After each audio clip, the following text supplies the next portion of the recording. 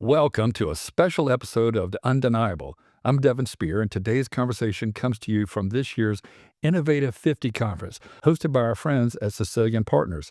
I want to sincerely thank Cecilian for inviting me to lead this panel discussion and bring together some of the brightest minds in home building. Today, I'm honored to be joined by four very remarkable leaders in the industry: Colin Stayton from Ernst Brothers, Alaina Money-Garman from Garman Homes, Cammie Longenecker, she's from Taylor Morrison, and Brandon Sharp from Brookfield Residential. Together, we'll have a candid conversation about what world-class customer experience truly means in home building. We'll be diving into how clean, trustworthy data and genuine human connection are transforming the way we build, not just homes, but the way we build lasting relationships. And our panelists come from a large range of diverse companies: public companies, boutique remodeling companies, custom builders, the whole works. They offer a unique perspective on aligning systems, culture, and communication to put people, i.e. home buyers, at the very center of every decision they make. So, whether it's reimagining the customer journey, leveraging technology for transparency, or making every interaction much more meaningful, you'll learn firsthand how these innovators are raising the bar around empathy, personalization, and trust in home building.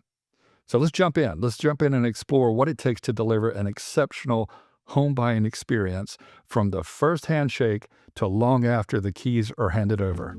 I know you're going to enjoy this conversation.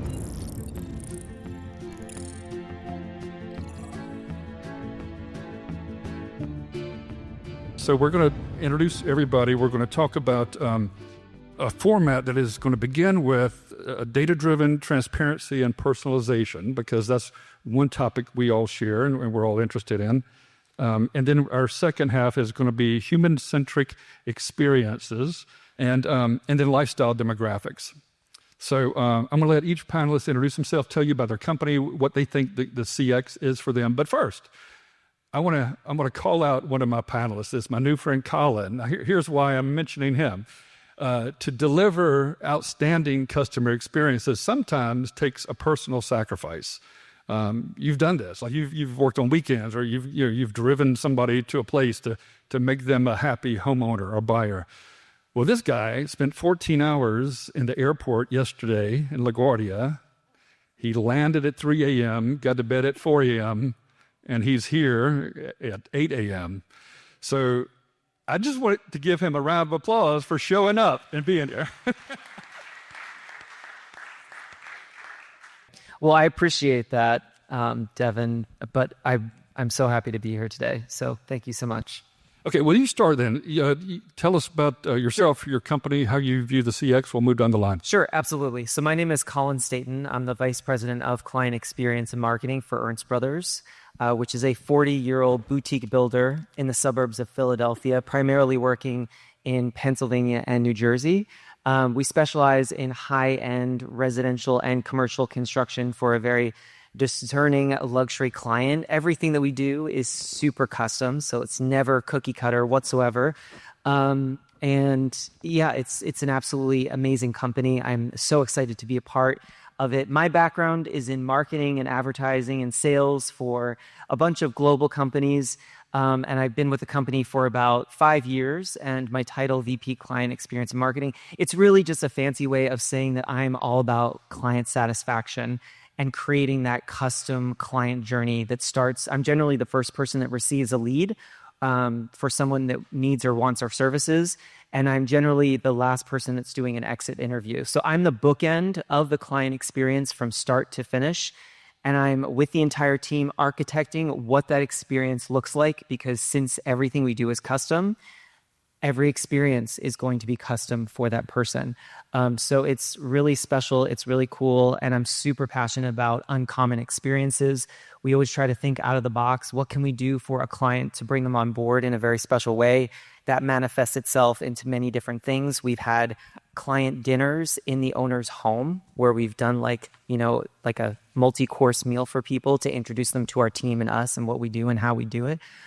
So yeah, the uncommon experiences are definitely what I'm passionate about, as well as the dichotomy, I would say, between the soft product and the hard product. The hard product would be, of course, delivering that home or that renovated home at the end. And sometimes to get to that product, it could take 1 to 2 years when you think about all the planning, the pre-construction. So if it takes that long to get to the hard product, you are relying on the soft product, which is the human component, for 95% of the duration, the lifetime of that client journey. So that I'm really passionate about that as well, and how we just really have to flex that muscle when it comes to that soft product human connection. Alaina? Hi, I'm Alaina Money-Garman. I'm founder of Garman Homes. We are private production. We operate in Raleigh and adjacent market Greensboro. We are mid-sized, I guess, now. We build about 400 homes a year. I'm a founder now. I'm retired CEO, and so I get to have big founder energy. And my thing has always been build a relationship first.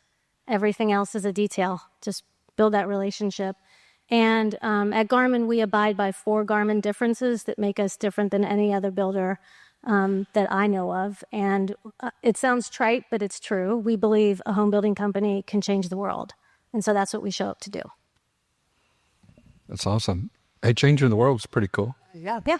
Boy, how do you follow that? Change the world, right? Very good. Well, good morning. My name is Cammie Longenecker, and I've been with Taylor Morrison now for almost 18 years. It's an interesting journey a little bit here because I truly am at heart a division operator and have done so for a lot of years. And back in March of 2020, I'll never forget it, Cheryl, and it was before that, Cheryl had a vision for Taylor Morrison to really take nationally what I like to refer to as our wellness resort living space.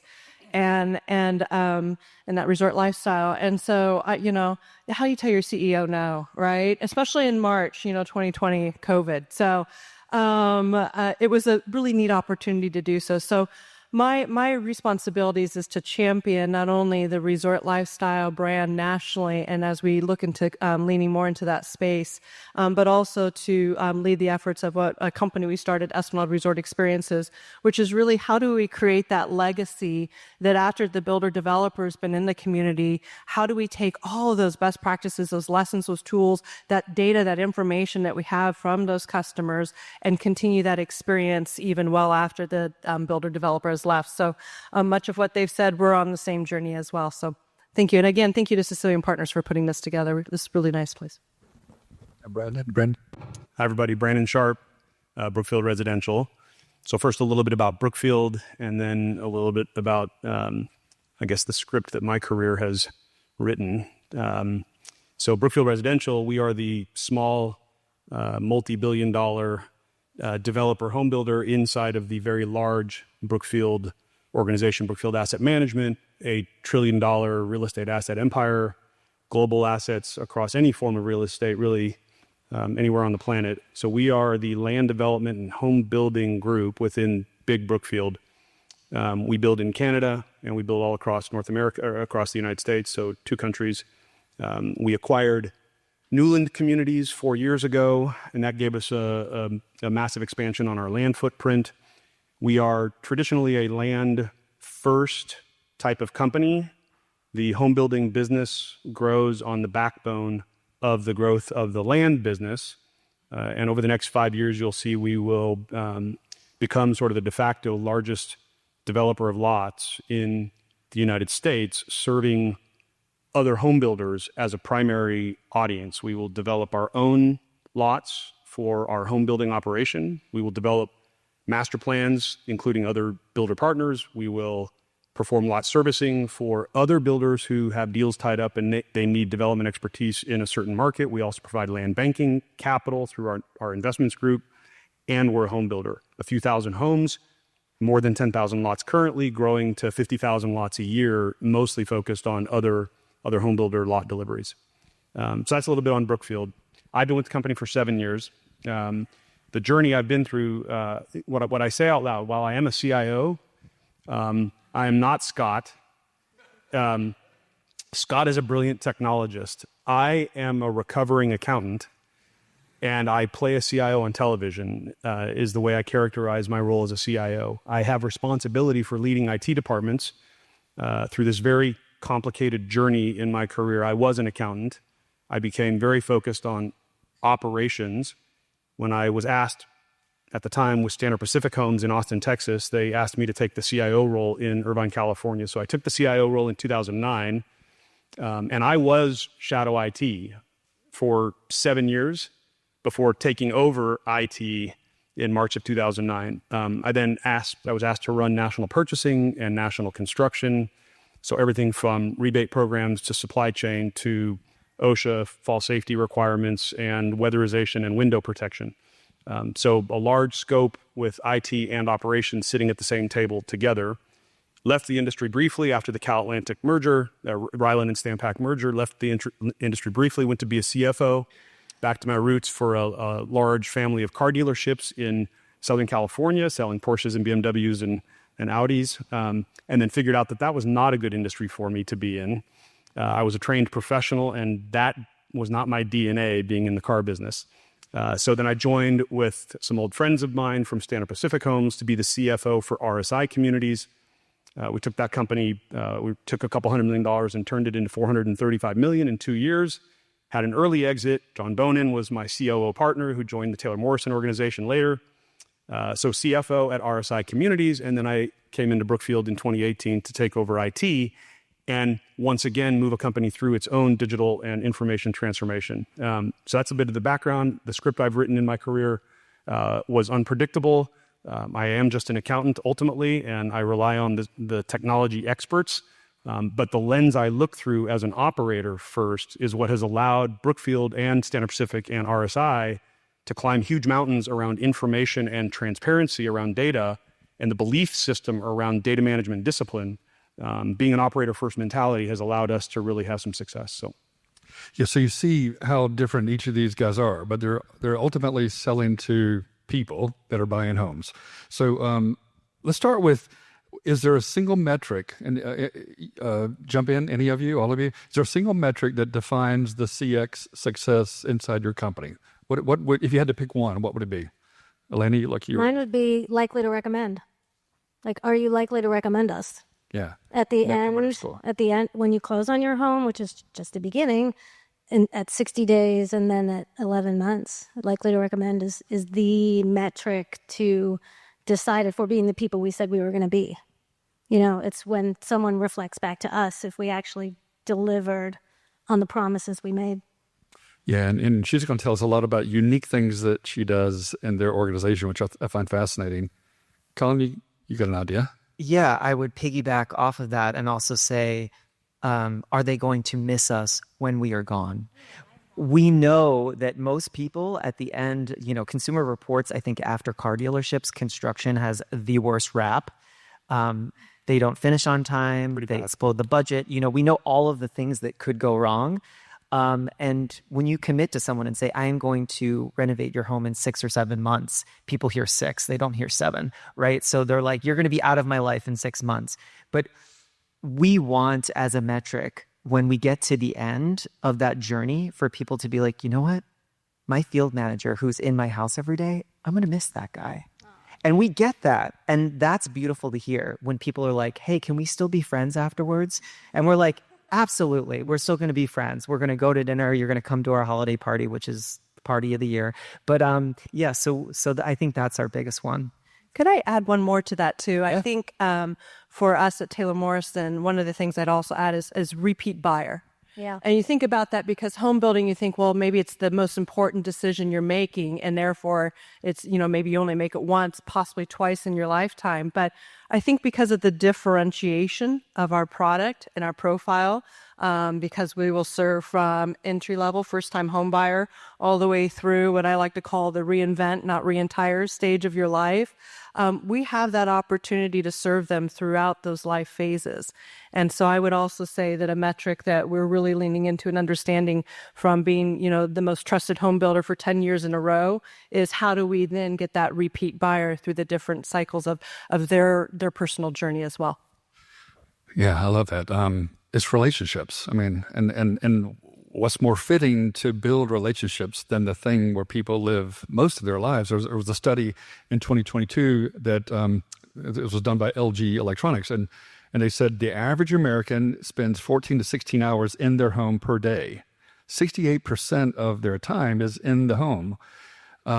So why isn't, I mean, this is Alaina's world, it's sacred. It's a sacred place. So maybe the process could be sacred. You got any CX success metric? Yeah, the key would be the referral metric and the repeat buyer metric. I was just actually looking at it this morning and raising the awareness with Adrian Foley and the other senior operators that, we seem to have a slippage occurring at the moment. So we capture a lot of information, we process a lot of data, we provide great insights and great analytics, and that's probably the couple at the moment that are standing out as something's happening. Yeah.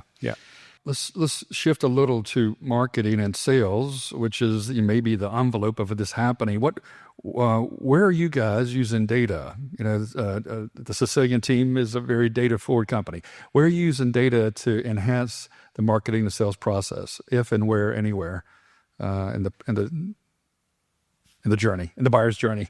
So when it comes to true CX, these are the experts. Right, I'm the guy that helps enable the processes with systems and data, but they're the experts on CX. But in terms of data and how we're using it to really impact the buyer, back 2020, 2021, as all builders were starting to think about their own digital transformations and moving customers into some sort of digital experience, whether it's the visualization tools or it's the interactive floor plans, what have you. We made a really spiritual commitment at Brookfield around deep transparency. And so for us, the foundation, which everybody's been talking about so far today, Scott did, John did, the foundation of trustable, credible, high-quality data across all of our enterprise platforms. And it doesn't matter what platform you're using. It could be archaic 40-year-old mainframe AS400. Doesn't matter. If people have data management discipline and believe in the importance of high-quality data, now you can do things with it. So it took us about 3 or 4 years, starting in 2018, to really build that foundation of strength and that muscle around data management. And then we were able to, with confidence, bring it directly to the website in all of its glory and all of its full transparency. So when you look at a spec home on the Brookfield Residential website, that price of the home is deeply transparent, and it comes directly from the back office ERP system. Whatever that option is called in Neustar sales for us is going straight to the website, and it better say the right thing, and it better not have acronyms in it because the customer doesn't understand what the acronym means. That's our lingo. If the price of the option changes in Neustar, the second it changes in Neustar, the API sends it to the website. That full option list with its lot premium, how that lot is, or how that home is being built on that lot is deeply transparent. So for us, leveraging high quality data and really building that muscle for a few years is what enabled us to start bringing customer experiences into a digital age. Yeah.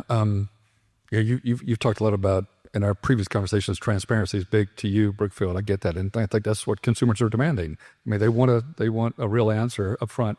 How about your other guys? And think about data personalizing the buying experience. And I think to build on what you're saying and how important that is, I think that we've been really innovative and very early in the stages, and hats off to Stephanie here in the room, our CMO, but we've really taken a nod from other industries where, you look at the auto industry where you can build your car online and really understand and put something together and price it. And so we've really tried to be innovative in that space as well with our online reservation process, as well as being able to put a home together and be able to purchase it and reserve it online. And I think we're so early in that process. There's so much more that we'll be able to build on and do. And I think it goes back to being able to have the back office, that foundation. That was a great visual aid that Scott had of that foundation of really core solid data and systems to build on.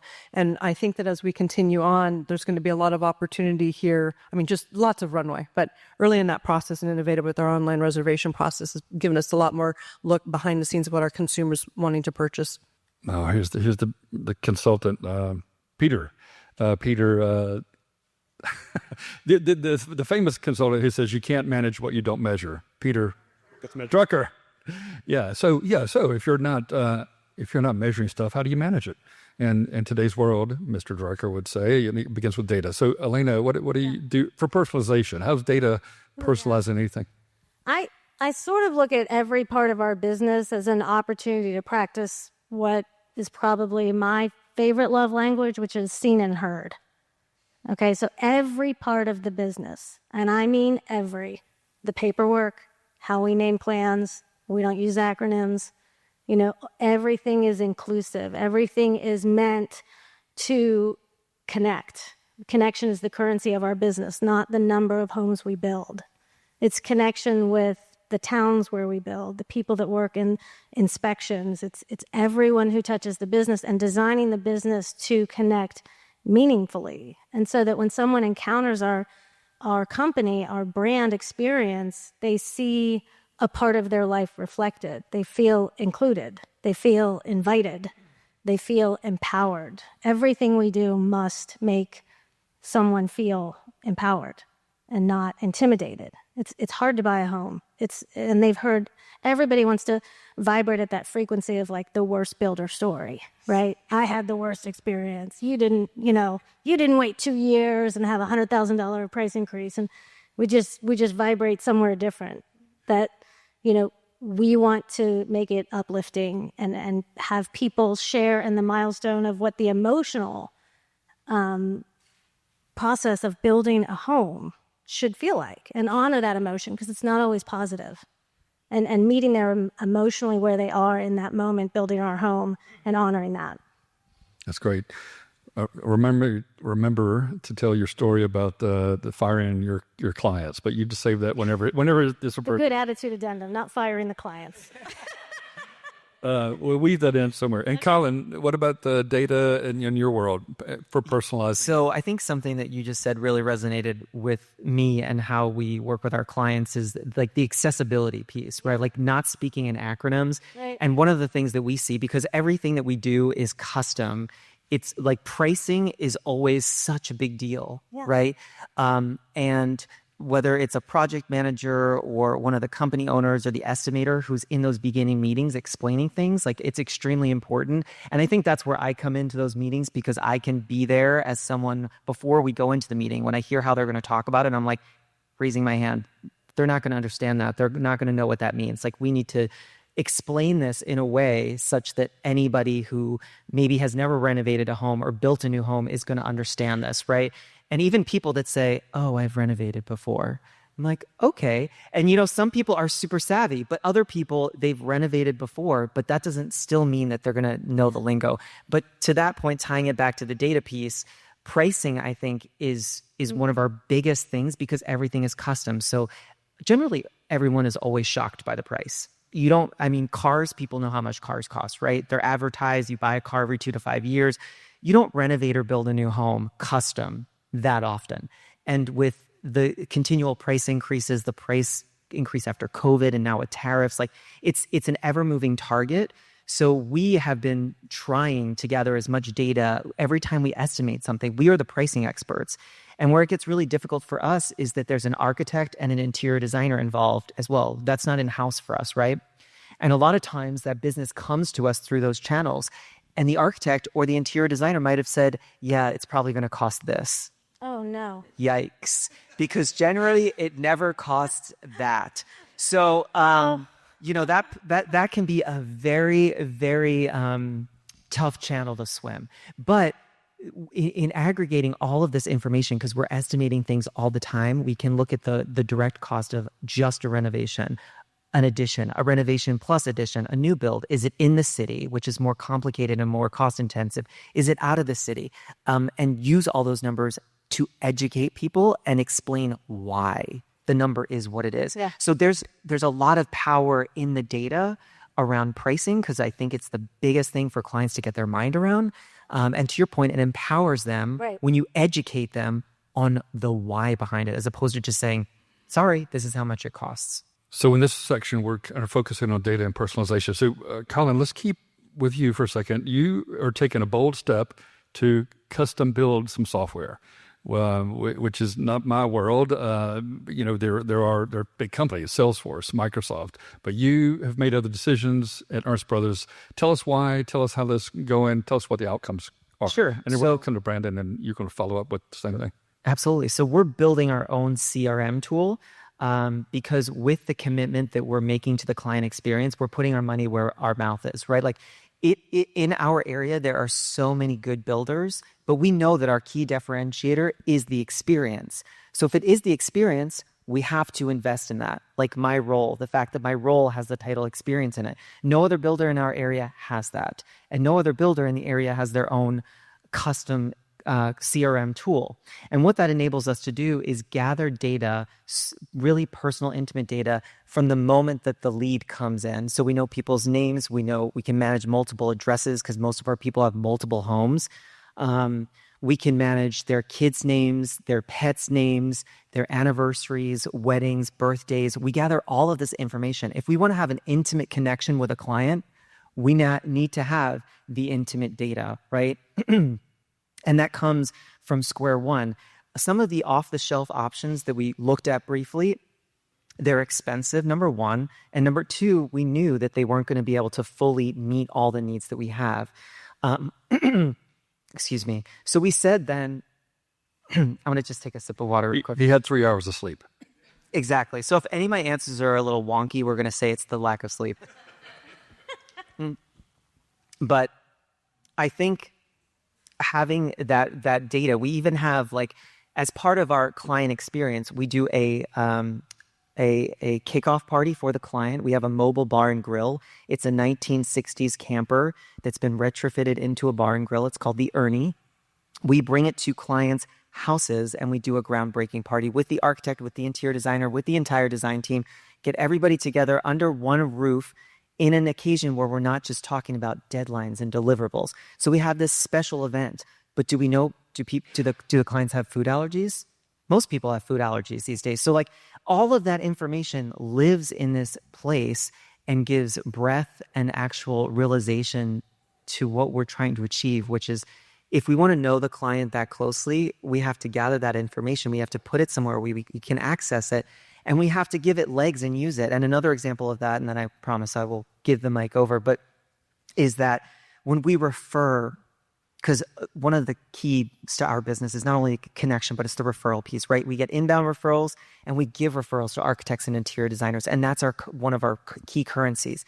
When we get an inbound client and we say, you know what, we have a great architect or interior designer for this person, it's one thing to just say, hey, go call this architect. It's another thing to take all the information that you've gathered about who these people are, where they live, what their professions are, what interests they have, and bundle that up and send that to the architect and the interior designer, because that's going to make a difference, right? They're going to be like, wow, I feel really empowered to have this conversation with this person I don't know because I know about them now.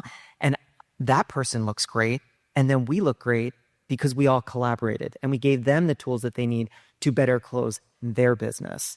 So not only just it's gathering the data, but how are you using it, right? Yeah, and it's the essence of personalization. And I think you're going to see everything is personalized in our near future. That's what generative AI can do.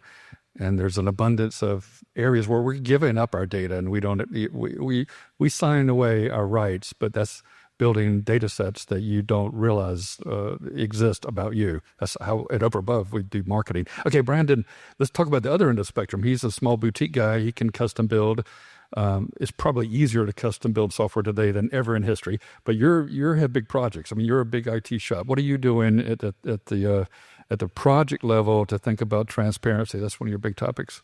So we tend to believe in our local autonomy around knowing the customer. So we can tell you everything in our systems about our housing operation.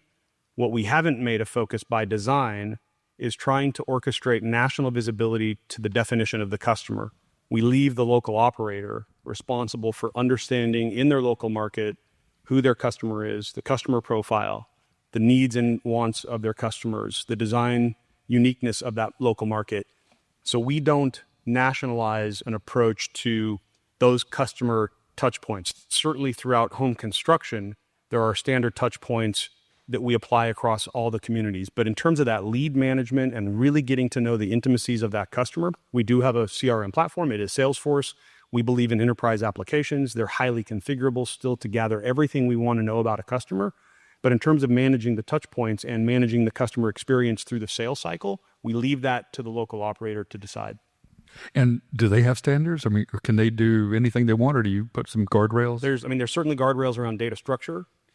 I guess the way I characterize it is this. In your local market, the personality you have and the character you have and the uniqueness as an operator, how you interact with your land sellers, how you interact with your product designers, how you interact with your local architects, that's what gives you your local character. But when you turn to the keyboard, and this is where then sort of the corporate structure starts to layer on top of uniqueness, when you turn to the keyboard, there is no more room for uniqueness in your local market because data capture does matter. If you don't capture the data at the right point in time and with the right level of quality and the right level of refinement, you can't do some of the really cool, sexy things with the data later on that we've all been talking about.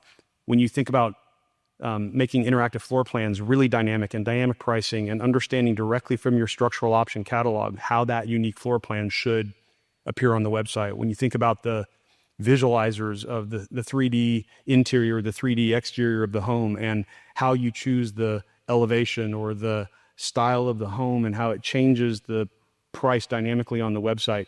Those are the things that you can't get to if you don't have good high-quality data management discipline at the keyboard. And so that's where we start to eliminate the local creativity is when you start entering data into systems. Please do it the way we said, because it matters.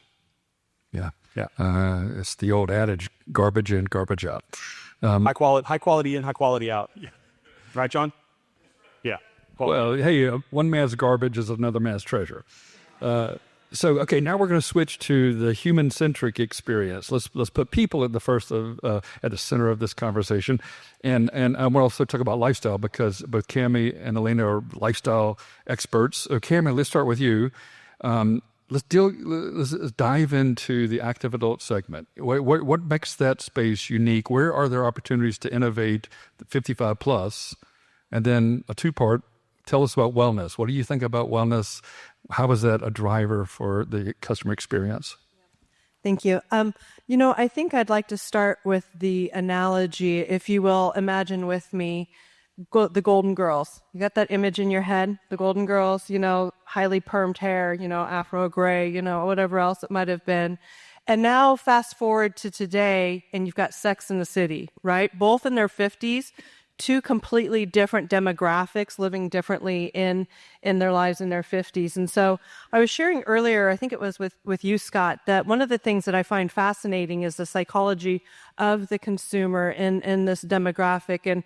And Tony Dungy was on the flight recently, and I heard a gentleman lean over and say to him, Tony, man, you're looking really good. What's your secret? And he said, 70's the new 50. And I wish I could have recorded it. But there was a couple key takeaways from that. First of all, here you have somebody that's had a very successful career. What they're thinking and what they're saying is he didn't say 70's the new 55 plus. Right. Second of all, he also in his mind was living 20 years younger. And so that'll probably dive into the second part of your question about wellness. But when you think about that consumer space being the traditional 55 plus, I think we have a real opportunity to reinvent that. I think first and foremost, when you think about, yes, we've got the 60% that we're hearing about of the millennials and also Gen Z, you've also got this massive cohort that controls $14 trillion of the wealth. And so what does that look like and how is that going to be tapped into? And I think there's a couple key aspects to that. Number one, the motivation for buying, it's a discretionary buy, is very different. It's not about the monthly payment and just, needing a home and a place to live.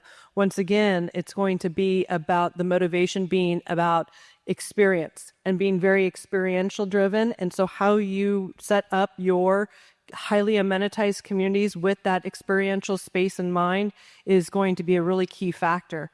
I think number two, when you look at that consumer as well, there is a real sense and need of connection. And I love what Alaina says. She's spot on that is something that is a true motivation point. In fact, our U.S. General Surgeon had a report put out a couple of years ago where 1 in every 2 adult Americans are dealing with isolation or loneliness. And so the opportunity, and we're more connected than ever through technology. What's wrong with this picture?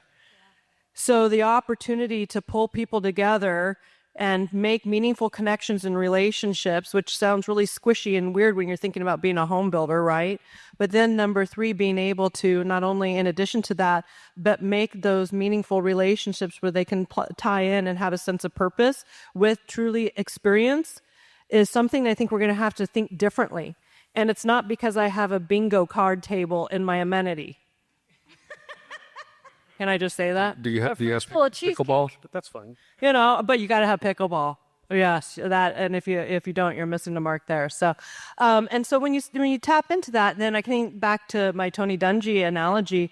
So where does wellness play into this space? And I think that's something that probably we could sit here and geek out on for the next hour. But I'd say a couple key things. First and foremost, I think that post-COVID, our consumer is thinking differently and living differently. And so the importance of purpose and life, and I'm really proud of our Esplanade brand because we believe that our purpose and life for community is a holistic approach, mind, body, and spirit. So our lens and everything we do is to try to look through that and really create those type of opportunities.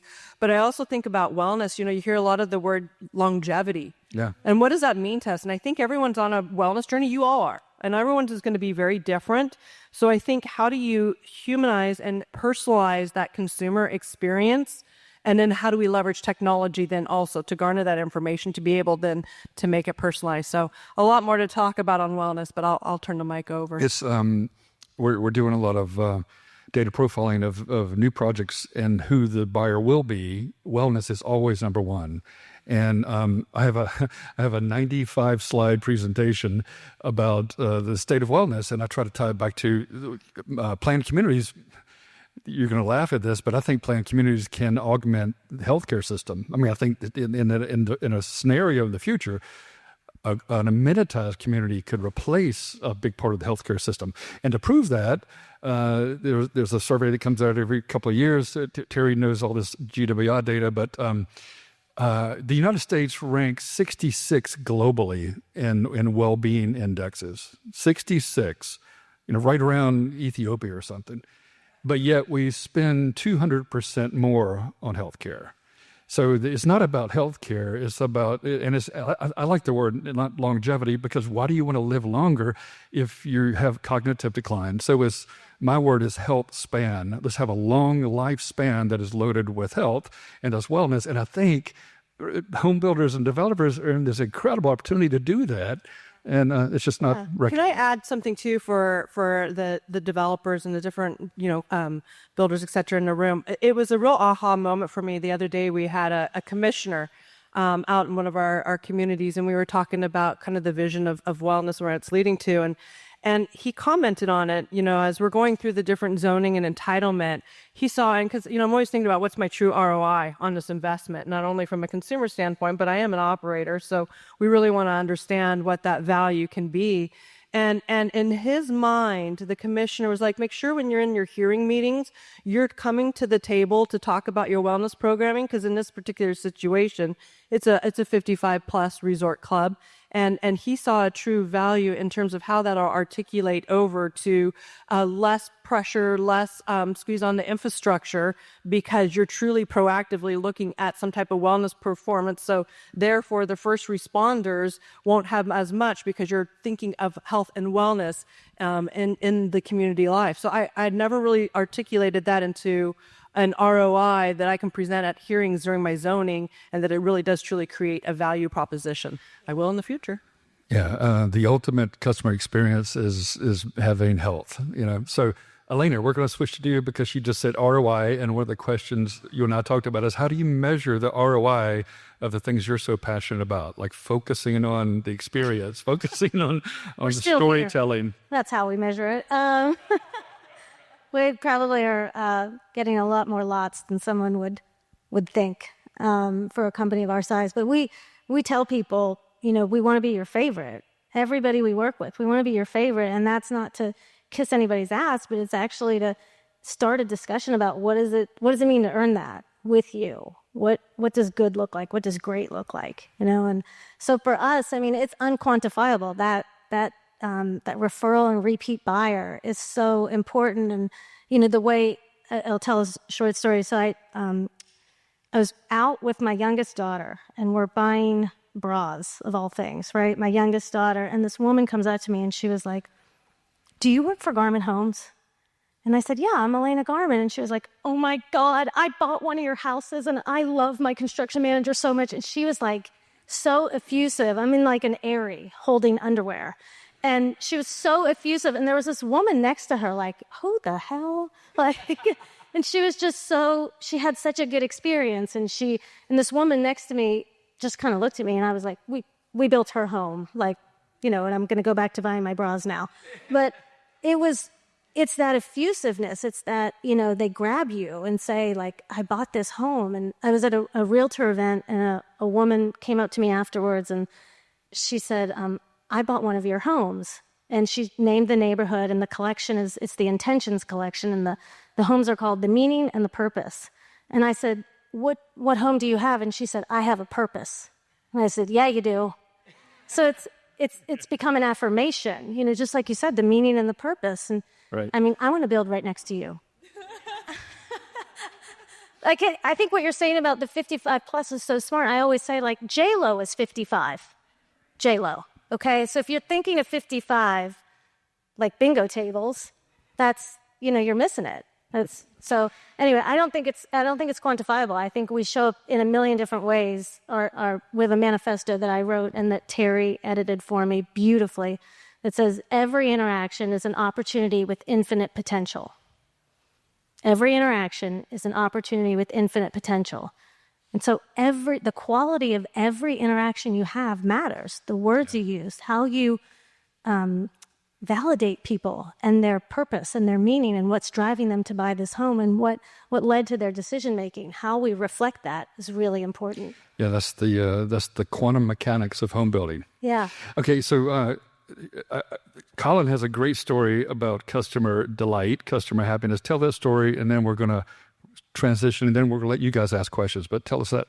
So as part of the smart home that we built for someone, it was a 10,000 square foot, multi-million-dollar, gorgeous home. We installed a flow-by-Moen leak detection system. So we were actually on a retreat outside of the country with the company. We were on the beach, actually.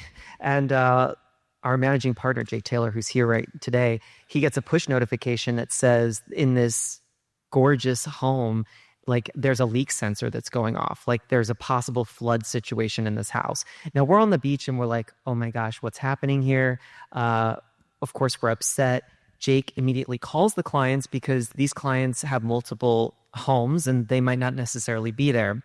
So we're at the ready to dispatch the field manager who supervised the home being built. And we call them and they're like, yeah, we're here. We got the same notification. We don't know what's going on. And then we come to find out that one of the clients had just taken a very long shower. So there was no risk of water damage or anything like that. But the ironic thing is that the technology piece layered in enables us to stay connected to our clients and their homes, which are, as we know, their biggest asset, both financially and emotionally, in real time, right? No matter where we are, it keeps us connected with them in terms of trust. Like they trust us to be the first responder, the first point of contact in case they're not there. And of course, we still did send out the field manager to then tweak these settings so that the threshold would not be tripped for a long shower. But I don't know. I love that story because even like some clients, they want us to be the first call when their alarm is tripped. Yeah. Well, and so some of you can say, that's nice for that guy and that company, but we can't do that. We build 1,000 homes a year. We can't offer that boutique white glove service. But could you? I mean, could you do it through a partner or a service provider? Could you do some of it? Because I think that not only is a great story, but don't you think that homeowner is going to be a raving fan for life? and tell everybody they know. So those are the things that inspire me. Like the scale of your operation isn't limited by the innovation of your ideas. Okay, so one last question for everybody. If you could break the entire customer experience process and throw it away and then rebuild it, what's the first thing you would ditch? Of the way your customer experience works in your organization today, what's the first thing you would get rid of to start clean? I hate a model trap. I hate it. What was that? A model trap. Have you seen those little, where it's like Disney, like this is how you experience our home and don't walk in? I hate the model trap. I walked through a few on Tuesday. Boy, that's a tough one. I was going to either start with the manufacturing process, but that could take a conversation. I think I'll double down on a real opportunity that we're focusing on, and I think it's that community life cycle handoff, that once the developer builder is out of the community, what is that opportunity and what does that continuum look like post transition, where okay, developer builder, we're out the door, we're done, and it is an untapped, unsophisticated space with a lot of runway, probably since part of the reason why I'm sitting here today. And I think that as we reimagine that opportunity, it's kind of sad to say, but it's true, but it's so fragmented that, and the technology's there, why, we learn so much about our customer during the home building process, et cetera, that then we turn them over to a local mom and pop HOA company, and with whatever software systems that they've got or don't, or whatever have you, and we're missing that key component of all that data we could be collecting, how they're living in the community, how they're engaging in the community, the reporting, because I think data actually in that particular situation could be our new currency, and being able to mine from that for that repeat buyer, the referral, et cetera. So I don't know about you, but I think that probably is going to be that is a key strategic priority for us, and to look at that holistically. I love it. Brandon, Colin, what would you throw away if you had to start over? I think I would answer it differently. Maybe instead of a throwaway, it's what do we need to add unique to Brookfield? We are lacking a voice that is a consistent voice for our brand, and it's rooted in this belief in local autonomy at the sales and marketing leadership level in the absence of national leadership. Right now, we do not have somebody who is driving the vision for what customer engagement should look like nationally. And while we believe in it, without local autonomy, it is a gap for us. We can't be operationally excellent as we desire to be without having that vision. So to me, it's not breaking something and starting over, it's adding something to make it better. Yeah. And your scenario and your responsibility is unique compared to the others, but your passion around let's do it right is true and consistent. Colin, maybe you don't need to break anything. You guys are near perfect. Perfect. There's nothing I would change. You should experience us. No, I think one thing that we see that we always are very saddened by, so it's not something I would throw out, it's something that I would tweak, is that we have a lot of clients that, whether they're renovating or building new, they will spend so much time with an architect really coming up with all these amazing ideas of what their dream home could look like. And then they get so far down this path, and then they get to the point where we as the builder are now estimating this. And then they realize, I can't afford that. Or it's not can't afford, but that's above the investment level that I felt comfortable with. I'm never going to get that money That's back some good sales talk right of there. my home. That's above the investment level I'm comfortable with. It's above the investment level I feel comfortable with. I love it. But and that pains us, because to us, we are generally the bearer of really bad news after someone has spent so much time creating their dream. So I don't want to be a dream killer. We don't want to be dream killers.